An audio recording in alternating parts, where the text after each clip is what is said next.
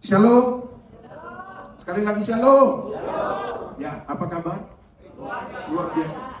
Hari ini kita bicara tentang menghargai yang terkecil di antara kita. Wow, keren banget ya. Menghargai yang terkecil di antara kita. Saudara, kadang-kadang tuh orang lemah, orang kecil, orang miskin itu sangat-sangat terpinggirkan. Ya, di dalam komunitas pasti mereka dipinggirkan. Orang kecil, orang miskin, orang hina, orang yang gak punya apa-apa, ketika berkumpul mereka pasti minder. Mereka pasti minder karena merasakan bahwa mereka gak punya sesuatu seperti mungkin teman-teman mereka yang lain. Tapi perhatikan, Yesus, dia bergaul dengan orang-orang yang kayak begini. Yesus bergaul dengan orang-orang berdosa. Yesus bergaul dengan orang-orang kecil. Yesus bergaul dengan orang-orang hina. Amin. Yesus bergaul dengan mereka. Nah, saudara, kenapa sampai Yesus bergaul dengan mereka? Itu kan pertanyaannya. Yesus memang bergaul dengan semua orang. Amin. Termasuk orang-orang ahli Farisi, orang-orang imam-imam kepala, orang-orang kaya, orang-orang jahat, orang-orang apapun. Yesus bergaul. Tapi Alkitab menyatakan dengan jelas bahwa Yesus itu bergaul dengan orang-orang berdosa, orang-orang terpinggirkan, orang-orang termarginalkan, orang-orang hina. Yesus bergaul dengan mereka. Pertanyaannya begini, kenapa sampai Yesus bergaul dengan mereka? Karena gini, saudara, setiap kita semua itu berharga di mata Tuhan. Setiap kita semua itu sama di mata Tuhan. Haleluya. Kita semua sama di mata Tuhan. Tidak ada yang bisa beda-beda dari kita. Di mata Tuhan itu sama. Kamu mau kaya ke, kamu mau miskin ke, kamu mau hina ke, bahkan kamu dalam penjara sekalipun, dengar, kamu semua sama. Kita semua sama di mata Tuhan. Yang setuju katakan amin. Persoalannya adalah, yang membedakan kita adalah siapa diri kita yang melakukan kebenaran itu. Karena itu akan berbedanya di situ. Tapi kalau derajat itu semua sama di mata Tuhan. Gak ada yang hebat di mata Tuhan. Semuanya sama. Haleluya. Kita akan diciptakan menurut gambar dan rupa Allah. Bukan orang kaya aja, bukan orang pintar aja, bukan orang cerdas, bukan orang yang punya semuanya aja yang diciptakan segambar dan serupa dengan Allah. Tapi siapapun dia, entah itu orang kecil, entah itu orang miskin, orang gak punya, orang hina, itu dia segambar dan serupa dengan Allah. Yang setuju katakan amin. Bilang kiri kanan ini, aku hargai kamu. Itu. Saudara, itu yang harus kita pahami. Jadi kalau gini, saudara, menghargai yang terkecil di antara kita, itu sama dengan kita sedang melakukan kebenaran. Itu sama dengan kita melakukan seperti apa yang Yesus lakukan. Amin, saudara. Itu hal-hal yang harus kita bangun. Itu hal-hal yang harus kita lakukan dalam kehidupan kita. Kalau enggak, percuma. Saudara, hari ini kita harus punya komitmen begini. Kita harus melayani, menghargai setiap orang-orang yang dalam tanda kutip, orang bilang miskin, orang bilang hina, orang bilang yang dunia bilang hina, dunia bilang kecil, dunia bilang apapun. Kita harus menghargai mereka. Amin. Saudara, perhatikan. Ketika manusia belum jatuh dalam dosa, semua sama aja. Amin. Semua sama di mata Tuhan. Adam itu sama di mata Tuhan itu. Dia itu berharga di mata Tuhan. Karena dia segambar dan serupa dengan Allah. Tapi ketika manusia jatuh dalam dosa, itu semua buyar. Kenapa? Karena ada pemisahan-pemisahan yang terjadi bagi manusia. Cara pandang manusia itu dipenuhi dengan dosa. Cara pandang manusia itu dipenuhi dengan dosa. Makanya gini, dia bisa nuntut kamu, dia bisa rendahkan kamu, dia bisa segala macam dengan kamu. Itu bukan karena gini, bukan karena dari awalnya sudah begitu. Enggak, karena dosa. Makanya kita kayak gitu. Haleluya. Dengar, kalau kamu nuduh-nuduh orang sembarangan, itu bukan kebenaran, tapi itu dosa. Kalau kamu tidak menghargai orang-orang yang dalam tanda kutip dunia bilang hina, dunia bilang miskin, kamu berdosa di hadapan Tuhan. Haleluya. Karena di hadapan Tuhan tidak ada yang namanya orang miskin, orang hina. Tidak ada. semuanya sama. Yang setuju katakan amin. Yang setuju katakan amin. Makanya Yesus nggak datang ke dalam dunia cuma menyelamatkan orang-orang kaya. Haleluya. Dia tidak datang ke dalam dunia menyelamatkan orang-orang yang punya banyak harta. Tapi dia datang ke dalam dunia untuk menyelamatkan semua manusia. Siapa saja manusia? Ya orang-orang seperti kita. Orang kaya, orang miskin, orang hina yang dipandang menurut dunia. Ingat, orang yang dipandang dunia itu hina, itu di hadapan Tuhan itu tidak hina. Haleluya. Karena kita semua sama. Kita berharga di mata Tuhan. Itu dunia aja. Karena dosa dunia bilang kayak gitu. Amin, saudara. Jadi gini, kamu yang sudah pernah hina-hina orang kayak gitu, bertobat hari ini. Lalu, bertobat hari ini. Dengar baik-baik. Kamu mungkin sekarang hebat. Tapi gini, memang kapasitas kamu begitu. Kita kan pengelola. Yang semua punya itu Tuhan. Persoalannya begini. Persoalannya cuma dari kapasitas kita kan. Persoalannya kita mau nggak mengembangkan apa yang Tuhan kasih ke kita. Haleluya. Kalau kamu mengembangkan, pasti kamu diberkati. Kamu akan jadi kaya. Nah, tapi kalau kamu tidak mengembangkan, ya kamu akan tetap begitu. Tapi kamu tetap berharga di mata Tuhan. Haleluya. Kamu dan saya tetap berharga di mata Tuhan. Firman Tuhan ini. Ia menurunkan orang-orang yang berkuasa dari tatanya dan meninggikan orang-orang yang rendah. Nah, setuju dengan firman ini, katakan amin. Lukas 1:52. Ia menurunkan orang-orang yang sombong, ini orang sombong, yang berkuasa di tatanya dan meninggikan orang-orang yang rendah. Orang yang rendah menurut dunia, orang yang miskin menurut dunia, orang yang hina menurut dunia. Tapi di hadapan Tuhan, mereka orang-orang yang berharga sama dengan kita. Coba lihat, barang siapa memberi air sejuk secangkir saja pun kepada seorang yang kecil ini, karena ia muridku, ya aku berkata kepadamu, sesungguhnya ia tidak akan kehilangan upahnya daripadanya. Yang setuju dengan firman ini katakan amin. Ingat, cuma memberi secangkir air putih saja bagi orang-orang yang dipandang hina bagi manusia. Ingat, engkau akan diupahkan oleh itu. Upahmu tidak akan hilang. Artinya ini Tuhan akan memberkati. Tuhan akan mengingat semua apa yang kau lakukan. Apa yang kau lakukan, apa yang kau kerjakan bagi orang-orang kecil itu. Wow, ini lagi tuh. Aku berkata, barang siapa memberi air sejuk secangkir saja kepada salah seorang yang kecil ini, yang kecil menurut dunia, yang hina menurut dunia, yang miskin menurut dunia, itu sama dengan dia sedang memberkati Allah. Dia sedang memberkati Yesus. Dia sedang menjamu Tuhan. Haleluya. Oh, saudara perhatikan itu baik-baik. Jadi jangan sampai kita salah. Di dalam gereja ini saya berharap, bukan saya berharap, tapi ini adalah arahan bahwa kita harus melayani semua orang sama rata. Nggak ada yang kaya, nggak ada yang miskin, nggak ada yang hina, yang ada yang itu baru kita, oh yang ini nggak, semuanya sama. Harus kita layani. Amin. Ya, mari kita bahas. Yang pertama, melayani tanpa melihat status. Kita melayani harus tidak melihat status. Nggak boleh lihat status. Ini orang kaya, oh kalau orang kaya, oh saya harus melayani. Kalau orang yang begini, saya nggak mau melayani. Nggak boleh seperti itu. Firman Tuhan katakan begini. Matius 25:38-40. Bila manakah kami melihat engkau sebagai orang asing, dan kami memberi engkau tumpangan, atau telanjang dan kami memberi engkau pakaian. Bila manakah kami melihat engkau sakit, atau dalam penjara dan kami mengunjungi engkau. Tidak, rajanya bilang apa? Rajanya bilang begini.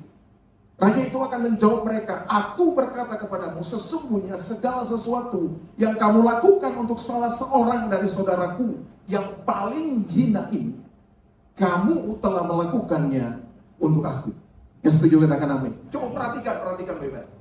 Yesus sedang membawa diri, menempatkan dirinya di dalam kehidupan orang-orang hina itu. Yesus menempatkan pribadinya di dalam kehidupan orang-orang yang terpenjara. Orang di penjara itu orang baik atau orang jahat? Orang di penjara itu orang baik atau orang jahat? Orang jahat. Tapi coba dilihat. Waktu aku di penjara, apakah kamu menjenguk aku?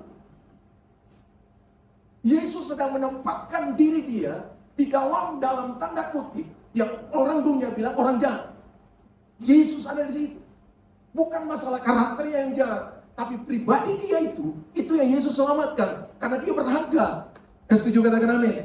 Karena dia segambar dan serupa dengan Allah. Karena Yesus mati bagi dia. Makanya Yesus menempatkan dirinya di dalam orang-orang itu. Sama ketika Bapak, Ibu, dan saya berdosa, Yesus tempatkan diri dia di dalam kita. Sehingga hari ini kita selamat kan? Amin. Bukan saja dia menempatkan dirinya dalam hidup kita, tapi dia mati bagi kita. Halo. Jadi jangan lagi melayani lihat status. Ini nggak boleh. Yesus saja orang di penjaranya dia ada di situ. Dia menempatkan diri dia di situ. Amin, saudara. Waktu orang telanjang, Yesus tempatkan diri dia di situ. Dalam orang yang telanjang, orang yang nggak punya apa-apa, bahkan pakaian pun nggak ada. Yesus ada di situ. Jadi dengar, jangan meremehkan orang-orang yang dalam tanda kutip itu orang hina menurut dunia. Jangan meremehkan mereka. Kenapa? Karena Yesus memandang mereka juga berharga. Bahkan Yesus mati bagi mereka. Setuju katakan amin. Setuju katakan amin. Jangan saudara, apalagi di gereja kita masih kayak gitu loh. Saudara, ini firman ini bukan datang bagi saudara, bagi saya juga. Saya harus evaluasi juga pelayanan ini. Jangan sampai saya cuma melayani orang-orang yang cuma berpikir orang-orang, itu aja, paham fix itu, paham fix itu. Tapi sekarang saya harus evaluasi. Semua yang diberikan bagi saya untuk pengembalaan, saya harus layani mereka. Haleluya. Amin, saudara. Begitupun dengan Bapak Ibu semua. Kita harus melayani semua orang, siapapun dia. Entah itu orang yang belum percaya Tuhan, atau orang yang sudah percaya Tuhan, atau orang yang sudah dalam gereja. Kita harus layani mereka dengan sungguh-sungguh, tanpa lihat status mereka. Haleluya, amin, saudara. Ya, kerajaan Allah tidak diukur dari posisi sosial, kekayaan, atau prestasi, tetapi dari kasih dan penghargaan terhadap mereka yang dianggap kecil. Ya, mereka yang dianggap kecil di mata dunia, kaum miskin, tertindas, terpinggirkan, dan yang terbaik. Jadi bukan masalah posisi sosial yang tinggi, kekayaan, banyak uang, banyak harta, atau dia pintar, dia punya jabatan tinggi, dia punya status yang tinggi. Bukan dilihat dari situ. Tetapi apa? Harus dilihat ada penghargaan terhadap mereka yang dianggap kecil menurut dunia. Orang-orang yang termarginalkan, orang-orang yang miskin, orang-orang yang hina, orang-orang yang nggak punya apa-apa. Apakah kita bisa melayani mereka dengan baik? Halo? Coba deh. Yesus mengidentifikasi dirinya secara langsung dengan yang paling hina. Dia identifikasi diri dia. Dia menaruh diri dia di dalam orang-orang yang hina. Dia menempatkan diri dia di dalam orang yang hina. Di orang-orang yang miskin. Dia tempatkan diri dia di situ. Wow. Saudara lihat, Yesus lakukan itu. Berarti orang-orang ini orang-orang yang berharga. Waktu aku telanjang, kamu gak beri aku pakaian. Dia sedang menaruh hidup dia di dalam orang itu. Waktu aku di penjara, kamu tidak menjenguk aku. Waktu aku sakit, kamu tidak pernah melihat aku. Mari kita lihat ini, saudara. Bukankah ini satu teguran bagi kita semua di gereja ini? Haleluya. Termasuk saya. Kita harus benar-benar sadar ini. Jangan sampai kita salah dalam pelayanan. Akhirnya kita jadi berdosa dalam pelayanan. Yang kita tahu cuma orang-orang yang dekat dengan kita. Terus yang datang di sini jauh dengan kita. Dia juga jemaat di sini. Kita layani nggak mereka dengan baik? Halo? Amin, saudara. Begitupun dengan Bapak Ibu semua. Di rumah pun demikian. Tuhan bisa kasih siapa saja di dekat saudara. Dan bisa saja itu orang tidak, menurut dunia mungkin tidak seproporsi dengan saudara. Mungkin tidak setingkat dengan saudara. Mungkin masih di bawah saudara jauh. Tapi bisa Tuhan pakai itu untuk menguji kita. Supaya kita dapat melayani tanpa ada batasan di dalam kehidupan kita. Haleluya. Amin, saudara. Di dalam dunia yang cenderung memuja kekuatan, kekayaan, dan pencapaian, kita dipanggil untuk melihat Kristus dalam diri mereka yang lemah, hina, dan dilupakan. Ini keren, saudara. Coba lihat. Di dalam dunia yang cenderung itu memuja kekuatan, memuja orang hebat, memuja orang yang punya posisi tinggi, kekayaan, pencapaiannya luar biasa. Dengar, kita terpanggil untuk melihat Kristus dalam diri orang-orang yang gak punya. Haleluya. Kita terpanggil untuk itu. Jadi kamu di gereja, kamu di mana aja, jangan cuma lihat orang-orang yang hebat, orang-orang yang dekat dengan saya, orang-orang yang ngangkat saya aja, orang-orang yang muja-muja saya aja. Enggak. Tapi semua orang, kita punya tanggung jawab untuk melihat mereka. Haleluya. Amin, saudara. Mari kita lihat ini dalam hidup kita. Apa yang kita lakukan kepada orang-orang miskin? Lapar, haus, telanjang, sakit, dan terpenjarakan. Itu seolah-olah kita melakukannya kepada Yesus Kristus. Amin. Jadi kalau kita lakukan sesuatu untuk orang-orang yang terpinggirkan tadi, yang termarginalkan tadi, orang-orang yang menurut dunia itu hina, orang-orang yang menurut dunia itu miskin, orang-orang menurut dunia itu telanjang, terpenjara, orang-orang jahat dalam penjara itu, kita sedang melakukannya untuk Yesus. Jangan cari nama di situ, saudara. Karena saudara nggak akan punya nama di situ. Haleluya. Orang miskin gimana mau angkat saudara? Nggak ada. Orang hina menurut dunia gimana mau populerkan saudara? Nggak bakalan. Saudara lakukan itu cuma satu tujuan. Untuk siapa? Untuk Yesus. Untuk Tuhan dimuliakan. Berikan tepuk tangan bagi dia. Nah ini yang harus kita bahas. Harus ada dalam gereja Tuhan. Jangan cuma khotbah-khotbah melulu kan. Saya juga gitu, jangan cuma ngomong doang. Tapi ini satu teguran bagi kita untuk bagaimana kita bisa melayani dengan sungguh-sungguh. Tidak melayani pandang bulu, pandang status, nggak ada.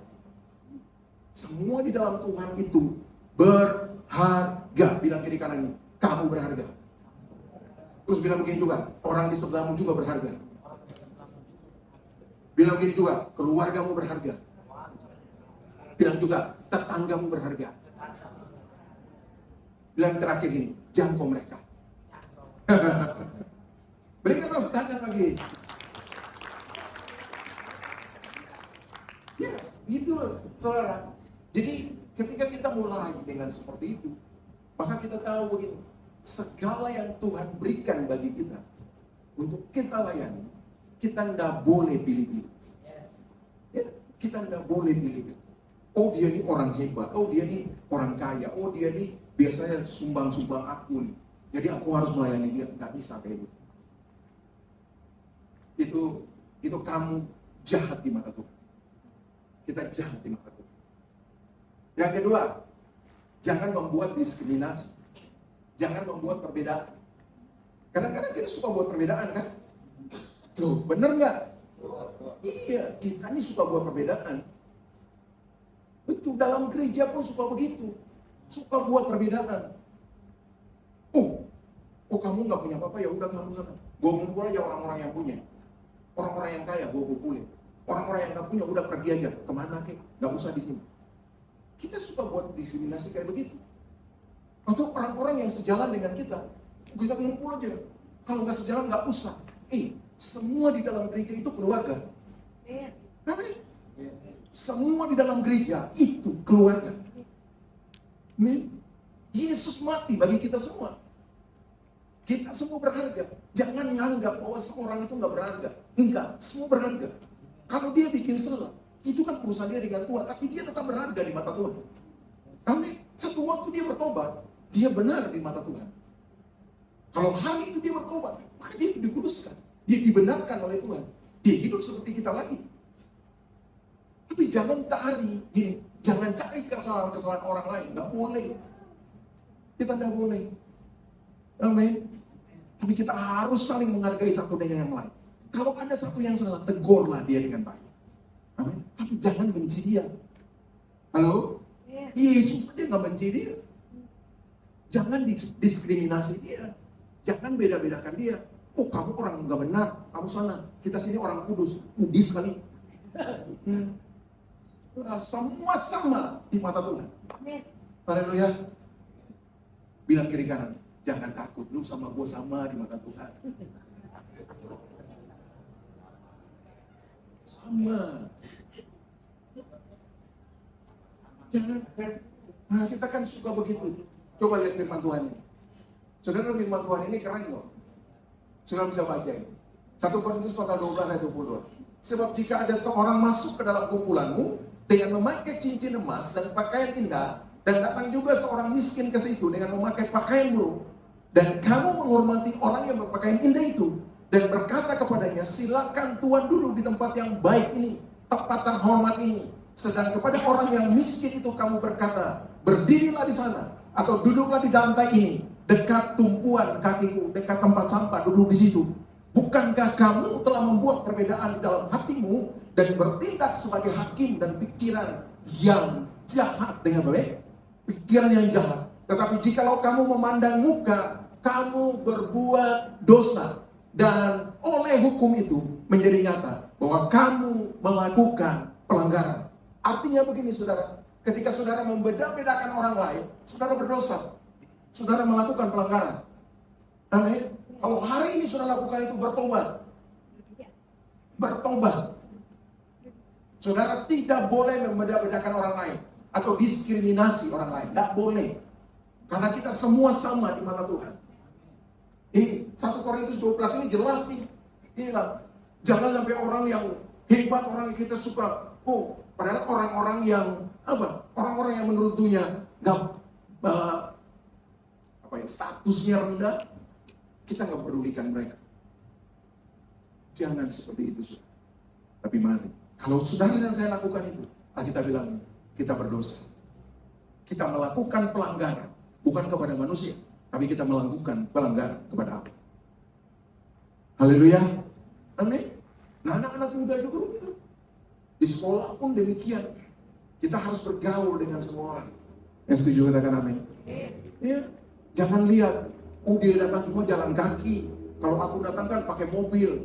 Ya, aku datang kan diantar pakai mobil. Dia jalan kaki, nggak usah bergaul dengan dia. Nggak boleh. Itu berdosa. Itu pelanggaran di hadapan Allah. Haleluya. Itu pelanggaran di hadapan Allah. Atau diskriminasi kulit. Mentang-mentang gue hitam, terus lu jauhin gue.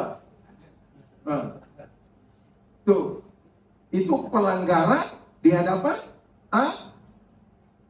gue nggak berani ngomong Allah. Itu pelanggaran, itu berdosa di hadapan Tuhan. Kamu bilang suka begini kan? Jelek banget itu. Nah, itu pelanggaran di hadapan Allah. Itu berdosa loh.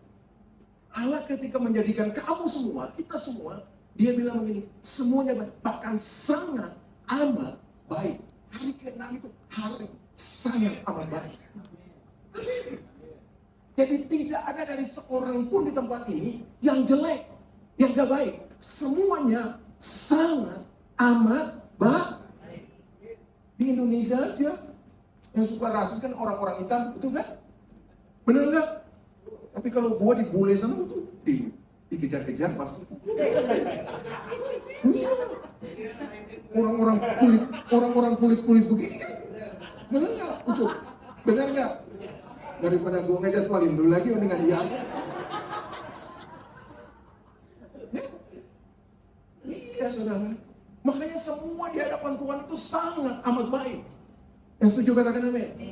Iya, sangat amat baik. Makanya jangan begitu, saudara. Sekali lagi, itu anak-anak muda yang suka begitu. Ya, ada sih orang tua satu juga begitu. Suka bilang, orang jelek lah. Orang, jelek banget ya. Hitam, jelek banget ya. Hitam itu manis, saudara. Jadi, benar nggak? Nggak, daripada orang nggak puji dengan puji diri sendiri. Dan itu yang harus kita bawa. Ingat saudara, jangan seperti itu. Haleluya. Kita lihat ini. Diskriminasi adalah kejahatan.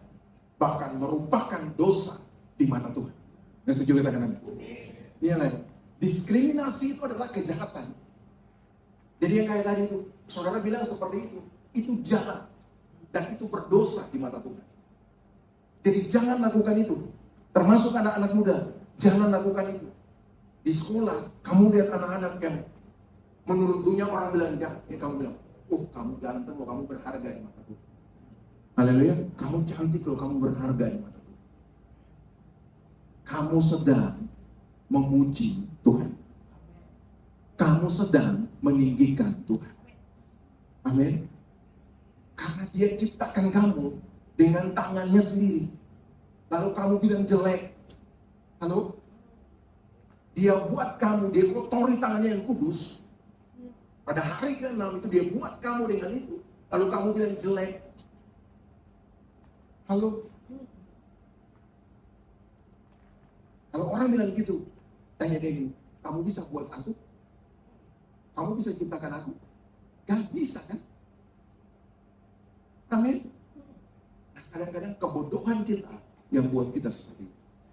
Kenapa? Dosa yang buat kita seperti itu. Makanya jangan lagi berdosa dengan mengatakan seperti itu. Tapi kita harus ngomong gini, kamu cantik, kamu berharga di hadapan. Kamu ganteng, walaupun hitam kayak gue, ganteng, manis di hadapan. Keren, berikan tepuk tangan bagi dia. Nah, kita harus seperti Kristus yang meskipun anak Allah mau bergaul dan menerima orang-orang berdosa, miskin, cacat, terbuang dari masyarakat, dia mau terima mereka. Kita harus seperti Yesus. Dengan Yesus saja Allah, dia mau seperti itu. Nah kita kadang-kadang kita menolak mereka. Siapa kita? Halo, Allah saja pencipta, dia mau menerima. Amin, saudara. Amin. Harusnya kita harus seperti Kristus yang mau menerima setiap orang, semua orang. Entah itu dia jahat menurut dunia, entah itu dia cacat, entah itu dia miskin, entah itu dia kekurangan apapun, kita harus terima mereka. Kita harus layani mereka kalau di gereja. Amin, saudara. Haleluya. Contohlah seperti Kristus, supaya hidup kita berkenan kepada dia. Hidup kita memuliakan dia.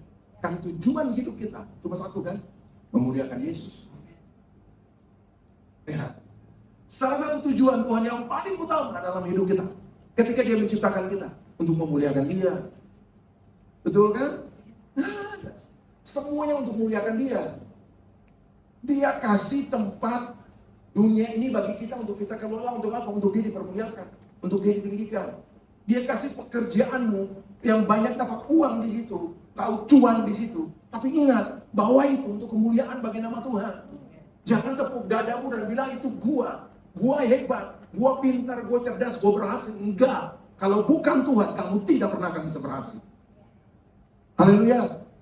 Kalau bukan Tuhan, tidak mungkin.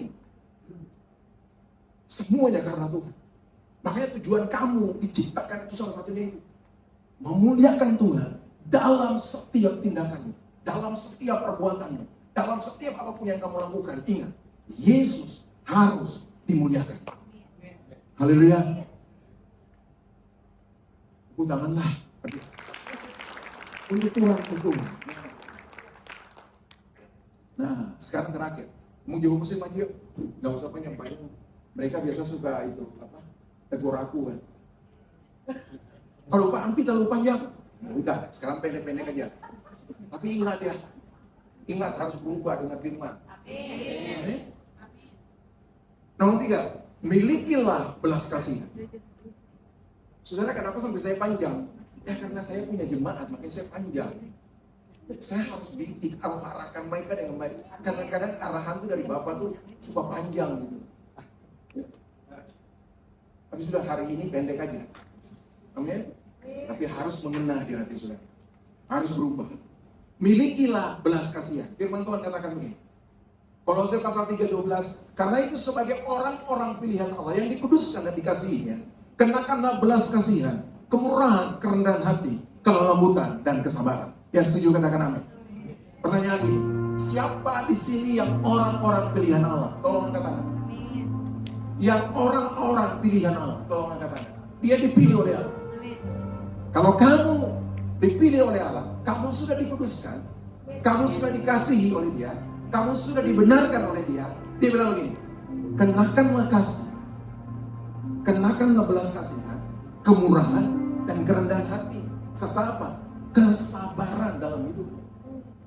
Jadi orang ini tanda orang yang sudah dibenarkan, orang yang sudah dikuduskan, dia punya itu.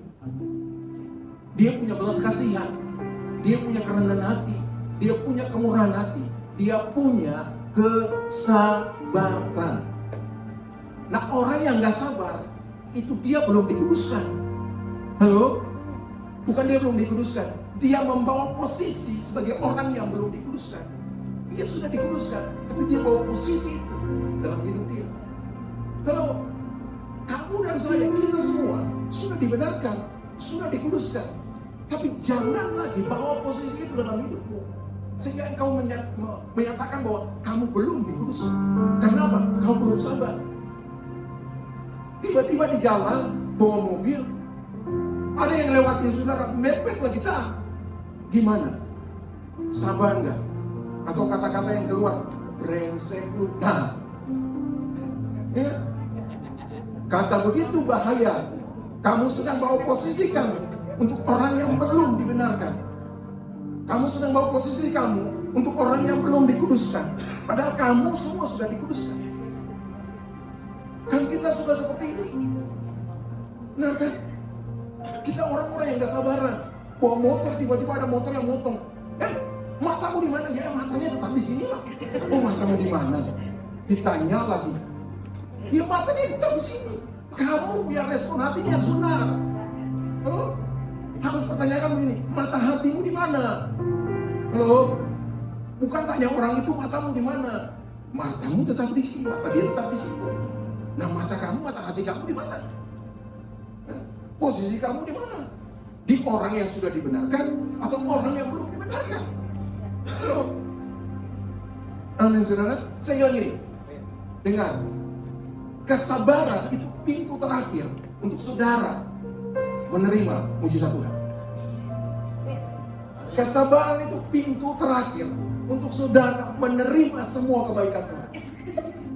Kadang-kadang gini, kita kalah ketika kita tidak sabar di pintu terakhir. Kamu sudah berdoa, kamu sudah berdoa, sudah bergumul, sudah berpuasa, sudah mungkin 40 hari berpuasa, sampai badanmu sudah kurus gara-gara puasa. Tapi begini, semuanya itu kan berproses pada satu pintu. Sabar, tunggu waktunya Tuhan. Jangan bawa waktumu untuk waktu Tuhan. Kamu stres. Haleluya. Tunggu waktu Tuhan. Kalau tunggu waktu Tuhan berarti sabar. Kalau kamu nggak sabar, buyarlah semua kebaikan Tuhan yang harus kamu alami. Amin. Jadi pintu terakhir ini, kamu harus sabar. Tunggu jawaban Tuhan. Dan kamu tahu, setiap jawaban Tuhan itu pasti yang terbaik bagi kita. Haleluya.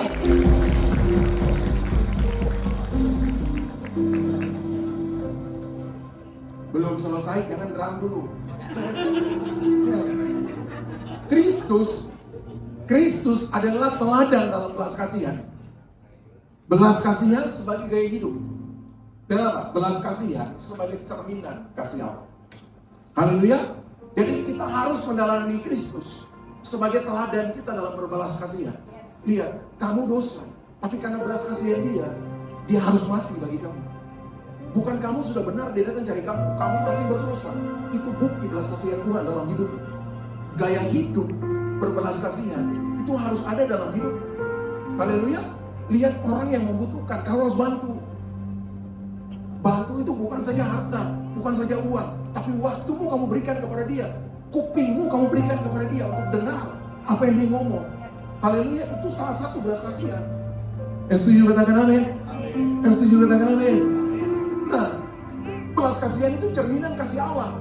Ketika kamu membantu orang, itu bukan lagi kamu, tapi cerminan kasih Kristus itu terpancar dari diri kamu. Yang tadi dia bilang gini, waktu aku telah nyala, apakah kamu ada di situ? Amin. Ketika kamu berbelas kasihan kepada orang, orang tidak lihat kamu, tapi orang lihat Tuhan. Karena itu cerminan dari Allah di dalam hidup kamu. Sehingga melalui hidup kamu, melalui kasih karunia, atau melalui belas kasihan dari hidup kamu, nama dia dimuliakan, nama dia ditinggikan. Berikan tepuk tangan bagi dia.